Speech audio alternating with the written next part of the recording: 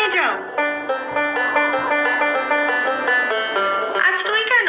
গোপাল কোথায়?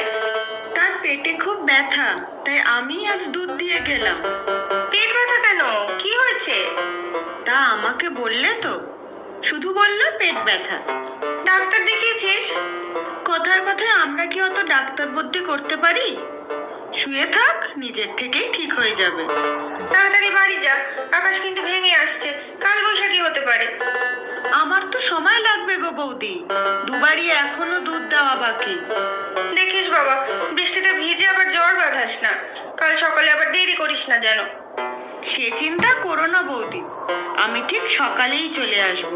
তুমি কাচার জন্য জামা কাপড়গুলো এক জায়গায় রেখে দিও শুধু। আচ্ছা তুই যা, আমিও জানলা কপাট বন্ধ করে রাখি। ঝড় এসে পড়লে একা সামলাতে পারবো না। দাদাবাবু কখন আসবে? সেই তো ভাবছি, আজ তো শহরে গিয়েছে, ঝড় বৃষ্টিতে আবার আটকে না যায়। তবে তো তোমাকে একা থাকতে হবে। আমি চলে আসবো রাত্রে। তুই আসবি? কিন্তু গোপালের বললি যে পেটে ব্যথা, ওর দেখাশোনা তো তোকেই করতে হবে। সব ওর ঢং, বুঝলে বৌদি? আজ হয়তো বাড়ি বাড়ি ঘুরে দুধ দেওয়ার ইচ্ছে ছিল না, তাই পেট ব্যথার বাহানা বানিয়েছে। তাহলে তোর মেয়েটাকেও নিয়ে আসিস, আমি রাত্রে খিচুড়ি আর ডিম ভাজা করে রাখছি, এখানেই খেয়ে নিস তোরা। সে ঠিক আছে বৌদি, মেয়েটা খিচুড়ি খেতে খুব ভালোবাসে। আমি যাই এখন। আকাশের অবস্থা তো ভালো নয় সন্ধ্যা, তোমার অত দূরে বাড়ি, যাবে কি করে? তাই তো দেখছি, ঝড় উঠবে মনে হচ্ছে, কাল বৈশাখীর সময় তো। খুব ভয় হয় জানো তো, আজকাল ঝড় বৃষ্টি এলেই কত বাজ পড়ে, আগে কিন্তু এরকম শুনিনি। তা ঠিক, হয়তো প্রকৃতির রোষ, যেভাবে অত্যাচার বেড়ে চলেছে প্রকৃতির উপর। তোমার তো আবার স্টেশন থেকে নেমে বাস ধরতে হবে, দেরি হলে বাস পাবে? এই বাসটা না পেলে অবশ্য রাতের দিকে একটা বাস আছে, তবে যাত্রী না হলে মাঝে মধ্যেই ওটা বাতিল করে দেয়, পরদিন সকালে ছাড়ে। আমি একটা কথা বলি দাদা, আমার বাড়ি তো আর কয়েকটা স্টেশন পরে, এই স্টেশনের কাছেই বাড়ি। তুমি না হয় আজ আমার গরিবের বাড়িতেই থেকে যাও, খুব বেশি অসুবিধা হবে না। না রে ভাই নরেন, থাকাতে কোনোই অসুবিধা নেই, তবে মেঘা একা বাড়িতে আছে, আমাকে যে করেই হোক ফিরতেই হবে। ঠিক আছে, দেখো কি করবে।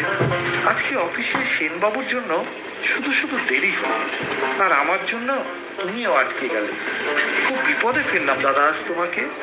আরে না, ঠিক আছে, একসাথে কাজ করি, একে অন্যের প্রয়োজনে আসবো না সে কি হয়? তুমি চিন্তা করো না, আমি ঠিক পৌঁছে যাব। এই যা, বৃষ্টি তো শুরু হয়ে গেল মনে হচ্ছে। আমি জানলাটা নামিয়ে দিচ্ছি, তুমি সরে এসো তো এদিকে। ভাগ্যিস আজকে ট্রেনে বেশি লোকজন নেই। রাতের দিকে এই লাইনে এমনিতেই ভিড় কম হয়, আজ তো আবার আকাশ ভেঙে আসছে।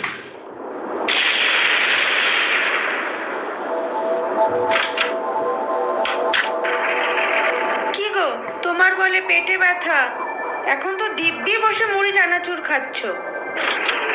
কেন, আমি কি মিছে কথা বলছি নাকি? পেটে ব্যথা ছিল তো, রাম ব্যথা, এই একটু আগেই বেশ কমে গেল। ব্যাস, আর সাথে সাথে চানাচুর খাওয়ার কথা মনে পড়লো। সব বুঝি আমি। আচ্ছা এই নাও, মুড়ি খাও।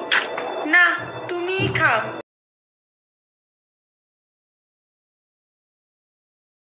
তুমি যাও, সমুদাদা বাবু বড় ভালো লোক।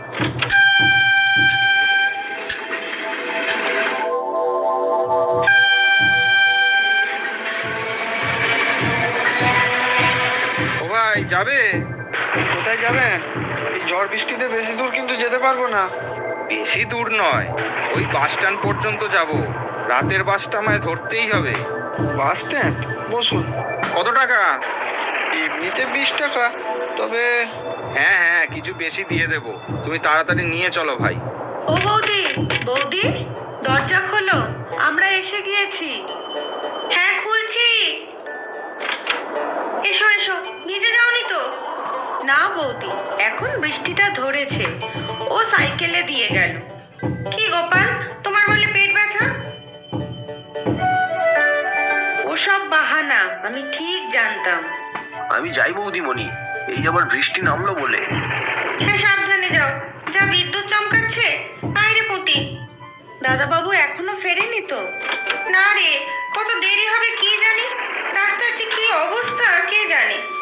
তুমি চিন্তা করো না বৌদি, সব ঠিক হয়ে যাবে। বৃষ্টিটা তো এখন নেই, আর বেশি বৃষ্টি নাও হতে পারে। না হলেই মঙ্গল, ভালো ভালো মানুষটা ঘরে ফিরে আসুক আগে। এই নিন বাবু, এসে গেছি। বাস স্ট্যান্ড তো পুরো ফাঁকা দেখছি। শেষ বাস চলে গেছে মনে হয়। তাহলে তো সর্বনাশ, এতটা রাস্তা বাড়ি ফিরবো কি করে? বড্ড দেরি হয়ে গেল যে। আমি এবার বাড়ি যাব বাবু, পয়সাটা দিয়ে দিন। বলছি তুমি চলো না আমার সাথে, ভাড়া যা লাগবে দেবো না হয়। এতটা রাস্তা এই ঝড় বাদলের মধ্যে ফিরবো কি করে বলো তো? এতটা রাস্তা তো আমি যেতে পারবো না বাবু, এখান থেকে আমার ঘর যে অনেকটা। আমাকে ছেড়ে দিন বাবু।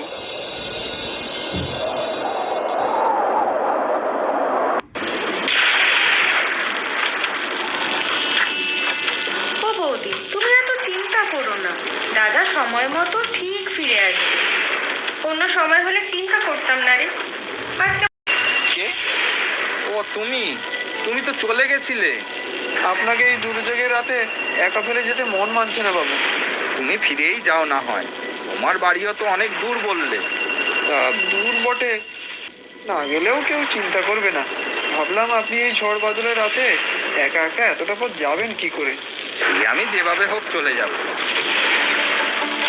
না বাবু, উঠে পড়ুন রিক্সাতে, যেমন বাজ পড়ছে দেখছেন না, বৃষ্টিটাও বাড়ছে। মানুষ হিসেবে আমার তো একটা কর্তব্য আছে নাকি।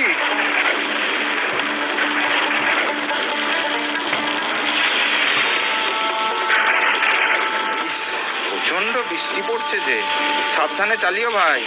যা অন্ধকার, কিছুই বিশেষ দেখা যাচ্ছে না। সামনে একটা রাস্তা দেখছি মনে হয়, ওই রাস্তাতেই ঢুকবো তো। এত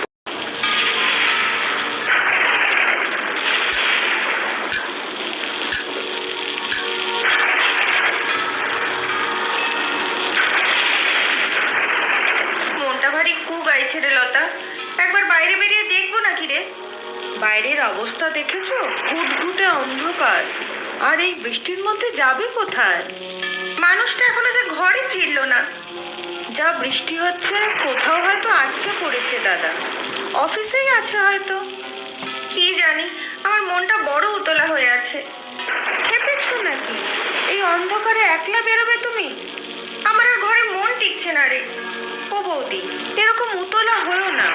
এই অন্ধকারে তুমি কোথায় দাদাকে খুঁজবে বলো দেখি? এই বৃষ্টিতে রাস্তায় সাপ বের হয়। এত রাত হয়ে গেল, এখনো তো মানুষটার আসার কোনো নামই নেই। এত চিন্তা করো না বৌদি, এই তো একটু পরেই ভোর হবে। তখনও যদি দাদা না আসে, তখন খুঁজতে বেরোবো। আর কুটির বাবাকেও ডেকে নেব, ওর তো সাইকেল আছে।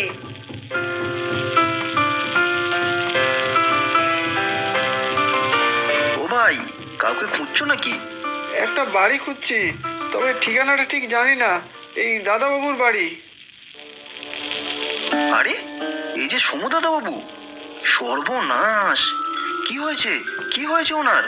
আমার রিক্সা করে আসছিলেন, রাস্তায় বৃষ্টিতে দেখতে পাইনি, একটা গর্তে পড়ে রিক্সাটা উল্টে যায়, দুজনেই পড়ে যাই। ওনার পায়ে বড় লেগেছে, আমার এই অল্পটুকু কেটে কুটে গেছে আর কি।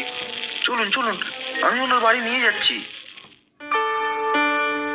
চল লতা, গোপালকেও ডেকে নেই, বৃষ্টি তো ধরেছে। হ্যাঁ বৌদি, চলো, ছাতাটা নিয়েই আসছি। দেখ তো কে। একি, তুমি এত ভোরে? তোমাদের নিতেই তো আসছিলাম, পথে দেখি এই কাণ্ড। পায়ে সমু দাদাবাবুর খুব লেগেছে। ও বৌদি, দেখো সমুদা এসেছে। কই, কোথায়? তুমি অনেক উপকার করেছো ভাই। এই যে আমার কর্তব্য বাবু, এবার আমি যাই। সত্যি, কাল আপনি না থাকলে যে কি হতো। আমিও যাই এখন, বাড়ি বাড়ি দুধ নিয়ে যেতে হবে।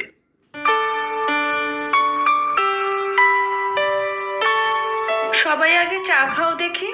আর বৌদি, চুন হলুদ গরম করে রেখেছি, দাদার পায়ে লাগিয়ে দাও দেখি, সব ব্যথা চলে যাবে। আমি একটা কথা বলি, কাল আমাদের সবার উপরেই এক দুর্ভোগ গিয়েছে। আমি কাল বেশি করে খিচুড়ি আর ডিম ভাজা বানিয়েছিলাম, ভালো করে কারো খাওয়াও হয়নি। এখন সবাই খিচুড়ি খেয়ে তারপর বাড়ি যাবে। গোপাল, একটা কাজ করো তো, বাজারে নন্টুর দোকানে যাও, একটা বড় খিচুড়ির সাথে ইলিশ মাছ ভাজা জমবে বেশ। কি ভাই, তোমার আপত্তি নেই তো? আপত্তি কিসের? কতদিন ইলিশ মাছ খাই না,